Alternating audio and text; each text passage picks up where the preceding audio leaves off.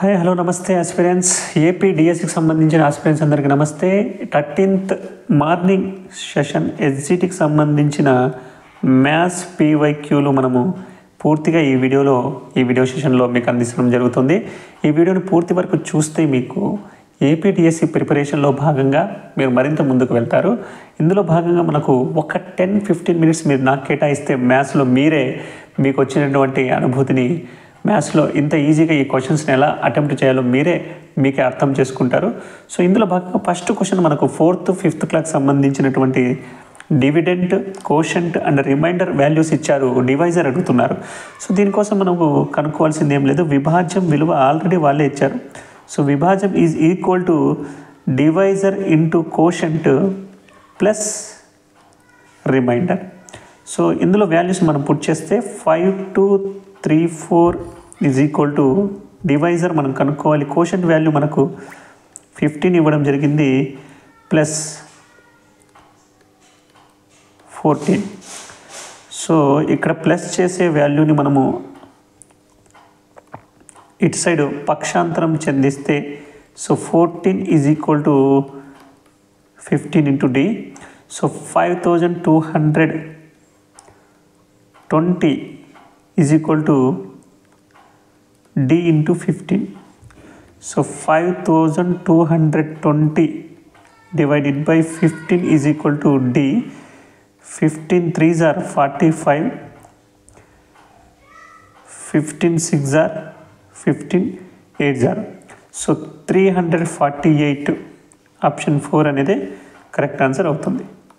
Value of 10x minus 25 divided by 2x minus 5. So ఇది 6th class సంబంధించినటువంటి ప్రశ్న. 10x minus 25 divided by 2x minus 5 అడుగుతున్నారు. ఇది 5 యొక్క మల్టిపుల్, ఇది 25 కూడా 5 యొక్క మల్టిపుల్. సో 5ని మనం కామన్ చేస్తే 2x మైనస్ 5గా రాయొచ్చు. So 2x minus 5. సో డినామినేటర్లో నోమినేటర్లో ఉన్నటువంటి 2x మైనస్ 5 క్యాన్సిల్ చేస్తుంది, మనకు 5 అనేది మిగులుతుంది. ఆప్షన్ 4లో 5 ఉంది. So correct answer option 4. Additive inverse of 0.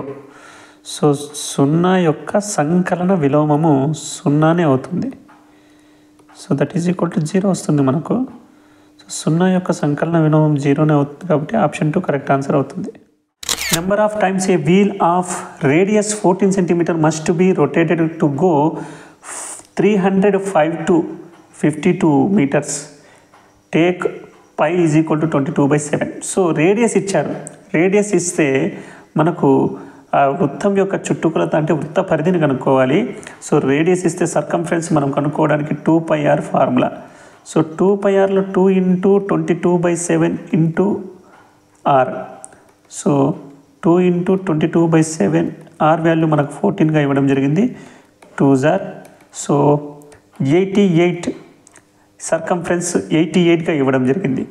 ఈ 88కు ఒకసారి ఈ 88 మీటర్స్ మనకు వీల్ మొత్తం సర్కంఫరెన్స్ కాబట్టి ఒక రొటేషన్ జరుగుతుంది.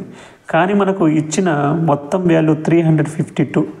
సో దీన్ని ఎన్ని రొటేషన్ జరుగుతాయో కనుక్కోమంటున్నారు. So నోమినేటర్లో 352 divided by 88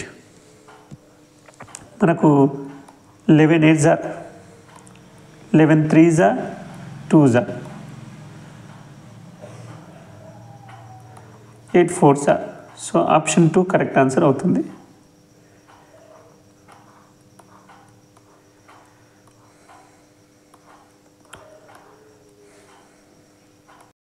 An electrical scooter bought at 42,000, its value depreciate at the rate of 8% per annum. Then the value of scooter after 1 year. ఒక ఎలక్ట్రిక్ స్కూటర్ 42,000 కొన్నారు, దీని విలువ సంవత్సరానికి 8 రోజుల తరుగుదల కలదు. సంవత్సరం తర్వాత స్కూటర్ యొక్క విలువ ఎంత అని అడుగుతున్నారు. సో 8% విలువ తగ్గుతుంది ప్రతి ఇయర్కి చొప్పున కాబట్టి సో ఆఫ్టర్ దట్ 8%ని మనం కనుక్కుంటే సరిపోతుంది. 42,000 మనకు 100% అయితే మనకు 1% 420 అవుతుంది. సో మరి 8% మనకు 420 ఇంటూ 8 0 16 3360. సో మనకు మొత్తం వాల్యూ 42,000 నుంచి ఈ వాల్యూని సబ్ట్రాక్షన్ చేస్తే 0 4 6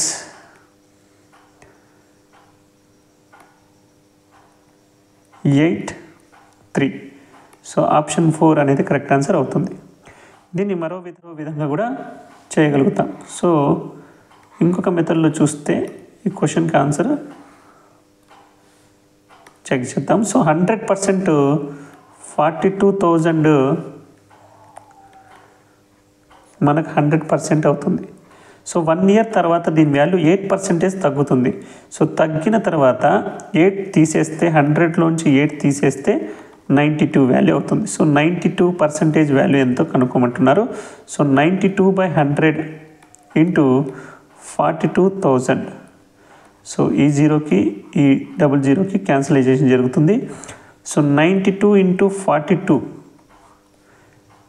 సో 4 18 8 36 16 8 420. సో 38,640. ఈ మెథడ్లో కూడా మనము ఈ క్వశ్చన్కి ఆన్సర్ ఆప్షన్ 4గా వస్తుంది.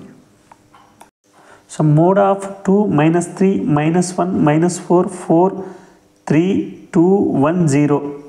సో ఇందులో మనకు బాహుళకం అనేది రాసుల్లో ఎక్కువసార్లు రిపీట్ ఏ నెంబర్ అయితే అయిందో అదే బాహుళకం అవుతుంది. సో పాజిటివ్లో 2 పాజిటివ్లో 2 2 సార్లు రిపీట్ అయింది కాబట్టి ఆప్షన్ 3 కరెక్ట్. యొక్క గుణకం సో x² యొక్క గుణకము -5y అవుతుంది.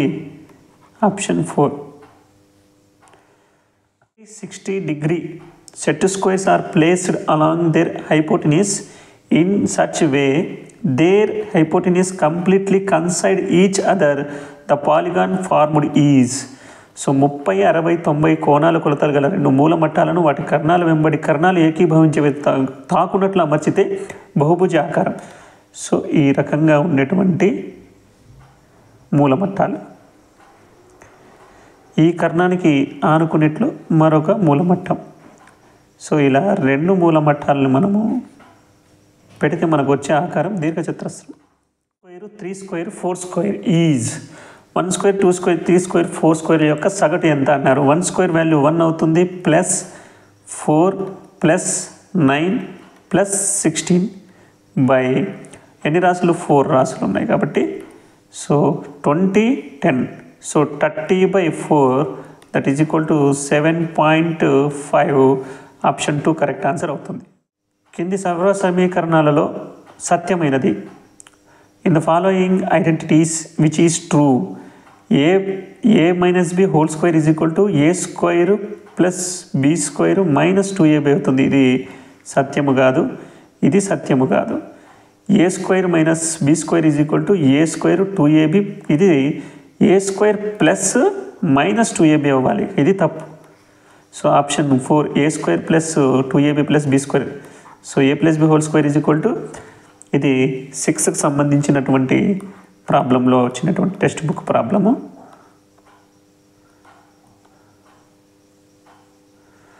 నోటు పుస్తకపు ఆసన్న అంచులు క్రింది వాటిలో దేనికి ఉదాహరణలు. సో నోటు పుస్తకపు అంచులు ఇలా ఒకదానికి ఒకటి లంబంగా ఉంటాయి మరియు ఈ పాయింట్ దగ్గర 2 కలుసుకుంటున్నాయి. సో మనకు B మరియు C లంబరేఖలు మరియు ఖండర రేఖలు అవుతాయి. సో 256ని మనము 2 యొక్క ఘాతంగా రాస్తే సో మనం దీన్ని 2 యొక్క ఘాతంగా ఎలా రాయగలుగుతాము. 16 స్క్వేర్గా రాయొచ్చు. మరి 16ని again 4 square to the power of 4 స్క్వేర్గా 2. So 4 to the power of 4గా రాయొచ్చు. ఈ 4ని 2 స్క్వేర్గా కూడా రాయొచ్చు. So 2 to the power of 8. Option 2 correct answer అవుతుంది. క్రింది వానిలో భ్రమణ సౌష్ఠవ పరిమాణం 2గా గలది ఏది. భ్రమణ సౌష్ఠవ పరిమాణం అంటే ఒక పాలిగాన్ని మనం తిప్పినప్పుడు కూడా అదే ఆకారం కలిగినటువంటి బొమ్మ రావడం. సో అదే పాలిగాన్ రావడం. సో దీర్ఘచతురస్రాన్ని మనము ఒకసారి తిప్పితే 90 డిగ్రీలు తిప్పితే మనకు ఈ ఆకారంలో వచ్చేస్తుంది. మరొకసారి తిప్పితే ఈ ఆకారంలో. సో ఒకసారి రెండోసార్లు తిప్పితే మనకు సౌష్ఠవ భ్రమణ పరిమాణంలో ఉండేటువంటి రెక్టాంగిల్ వస్తుంది. కాబట్టి 5% లాభంతో 1060కి అమ్మబడింది. అయితే కొన్న వేళ. సో 5% లాభం అంటే 100% ఏ వస్తువైనా ఉంటుంది. లాభంతో కలుపుకుంటే 105% అవుతుంది. సో 105% మనకు 1260 అయితే మనకు కొన్న వేళ 100% ఉంటుంది. ఈ వాల్యూ అడుగుతున్నారు. So 100/105 divided by 1260. So 15 7s are 15 8s are 15 4s are 12. So 1200 అనేది మనకు ఆప్షన్. ఏ ప్రాబ్లమ్ని మనం మరో రకంగా కూడా చేయొచ్చు. 5% అంటున్నాడు మనకు. 1260 100% అయినప్పుడు మనకు యూనిట్ ప్లేస్లో ఉన్నటువంటి ఈ జీరోని మనం క్యాన్సిలైజేషన్ చేస్తే 10% మనకు 126 వచ్చింది. సో 5% అంటే ఆఫ్ చేశాము. సో దీన్ని ఆఫ్ చేస్తే మనకు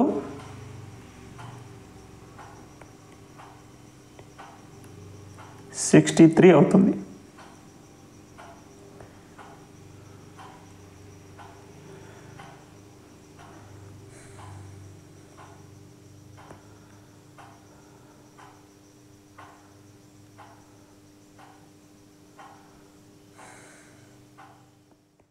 After reducing a number 30%, the resultant number is 63. Then the original number. So 100% A value అయినా ఉంటుంది. ఒక నెంబర్ 100% దాన్ని తగ్గిస్తే 30% తగ్గిస్తే 70% వాల్యూ మనకు 63గా ఇవ్వడం జరిగింది. సో ఒరిజినల్ వాల్యూ 100% ఉంటుంది కాబట్టి 100 వాల్యూ ఎంత అని అడుగుతున్నారు. సో 100/70 × 63. సో 0కి 7 1s are 7 9s are. So 10 9s are 90. 10 అడుగులు కొలతలు గల తన పడక గది గోడకు రంగు వేయదలిచింది. అందుకొరకు ఆమె పరిగణలో తీసుకోవాల్సిన కొలత రకము మరియు కొలత విలువ. సో ఇది టైం టేకింగ్తో కూడినటువంటి ప్రశ్న. దీన్ని మనం ఈజీగా ఆన్సర్ చేయొచ్చు. సో మనకు ఎలా చేయొచ్చు చూడండి. రంగులు వేయాలి. సో రంగులు వేయాలి అంటే కనుక ఖచ్చితంగా మనం వైశాల్యం తీసుకోవాలి. వైశాల్యం తీసుకుంటే వైశాల్యానికి ఫార్ములాలో వైశాల్యం విలువ ఎప్పుడు చదరపు అడుగుల్లో ఉంటుంది. మనకు చదరపుల్లో అడుగుల్లో ఉండేటువంటి వాల్యూ 20 చదరపు అడుగులు ఇక్కడ ఇచ్చారు, 100 చదరపు అడుగులు. సో ఈ చుట్టుకొలత రెండు ఆప్షన్లు మనకు డిలీట్ అయిపోయినాయి. సో ఆప్షన్ 2నా ఆప్షన్ 4ఆ. మరి 10 × 10 100 అవుతుంది. 100 చదరపు అడుగులు. సో వైశాల్యము ఆప్షన్ 2 అనేది కరెక్ట్ ఆన్సర్. 12 16 24 36లచే భాగించినప్పుడు ప్రతిసారి శేషం 5ని ఇచ్చే కనిష్ట సంఖ్య. 12, 16, 24, 36 యొక్క ఎల్సిఎం మనం తీసుకోవాలి. సో ఎల్సిఎం మనం కనుక్కోవాలంటే నేనేం చెప్తానంటే ఫస్ట్ బిగ్గెస్ట్ వాల్యూని ఎల్సిఎం అనుకుందాం. ఈ వాల్యూస్లో పెద్ద వాల్యూ 36. మరి 36 ఎల్సిఎం అనుకుంటాము. 24 యొక్క మల్టిప్లికేషన్స్లో 36 రాదు. సో కాబట్టి మనము సెకండ్ మల్టిప్లికేషన్ 36ని 2s చేస్తే 36 2s are 72. సో 24 టేబుల్లో 72 వస్తుంది. 16 టేబుల్లో రాదు, కానీ 12 టేబుల్లో వస్తుంది. కాబట్టి ఇది కూడా కాదు. ఈ వాల్యూని కూడా మనం ఒకసారి డబుల్ చేద్దాం. సో 144. సో ఈ వాల్యూ అనేది 24 టేబుల్లో వస్తుంది, 16 టేబుల్లో కూడా వస్తుంది, 12 టేబుల్లో కూడా వస్తుంది. 12 12s are 144, 16 8s are 144, 24 6s are 144. అన్నిటి వాల్యూస్తో మనం వెళ్తుంది కాబట్టి 144 అనేది ఎల్సిఎం అవుతుంది. కానీ ప్రతిసారి మనం శేషం 5 రావాలి కాబట్టి శేషం 5 రావాలంటే ప్లస్ యాడ్ 5 చేయాలి. అప్పుడే మనకు శేషం 5 అనేది మిగులుతుంది. సో 149 అవుతుంది. Option 4 correct answer.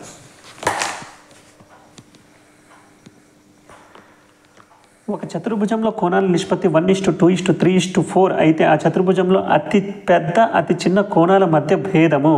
సో నిష్పత్తి అంటే పార్ట్స్గా మనం తీసుకుందాం. 1 part, 2 part, 3 part, 4 part. So biggest part 4 part, smallest part 1 part. వీటి సబ్ట్రాక్షన్ మనం తీస్తే 4 - 1, సో 3 పార్ట్స్ వాల్యూ అడుగుతున్నాడు. మనకు మొత్తం పార్ట్స్ 1 పార్ట్ +2 +3 +4 మొత్తం పార్ట్స్ మనకు 10 పార్ట్స్ అవుతాయి. సో ఈ 10 పార్ట్స్ మనకు ఒక చతుర్భుజంలో కోణాల మొత్తము 360 డిగ్రీ అవుతుంది. సో 10 పార్ట్స్ అయితే మనకు 1 పార్ట్ ఈజీగా అనుకోవచ్చు. 1 పార్ట్ 36. 1 పార్ట్ 36 అయితే మనకు అడుగుతున్న వాల్యూ 3 పార్ట్స్. సో 36 × 3 90 + 18 108. ఆప్షన్ 1 ఇది ఎక్స్పాండెడ్ ఫాము, యూజువల్ ఫాము. ఇది 4th క్లాస్లో వచ్చింది మనకు. ఎక్స్పాండెడ్ ఫాము, యూజువల్ ఫామ్ అనేది మనకు చూస్తే 700 + 30 + 2 732. ఆప్షన్ 3. దీర్ఘగణం యొక్క సంపూర్ణతల వైశాల్యం 2 × LB + BH + LH. సో ఈ వాల్యూ L, ఈ వాల్యూ B, ఈ వాల్యూ H అవుతుంది. 2 × 32 + 8 + 16. సో మనకు 2 ×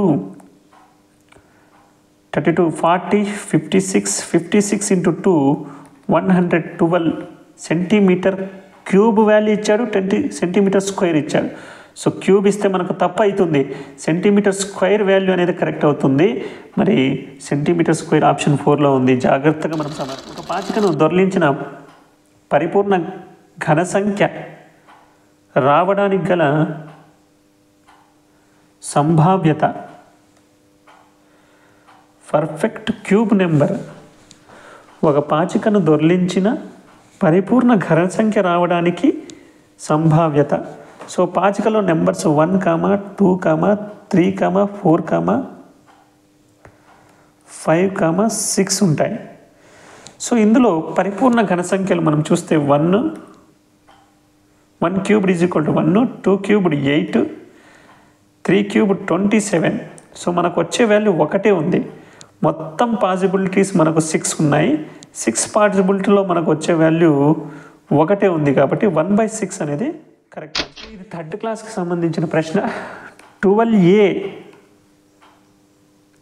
6AB = A09.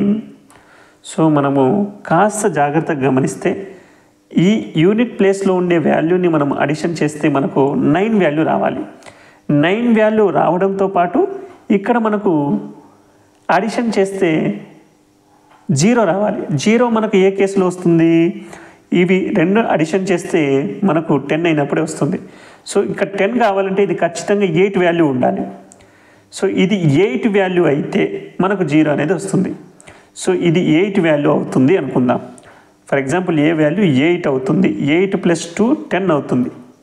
సో 10 6 ఏ వచ్చింది. సో ఇక్కడ ఏకి ఇక్కడ 8కి మనకు ఈక్వల్ అయింది. అలానే మనకు 128లో ఏ పెడతాము. ఇక్కడ 6 8 బి వాల్యూ మనకు ఖచ్చితంగా 1 అవ్వాలి.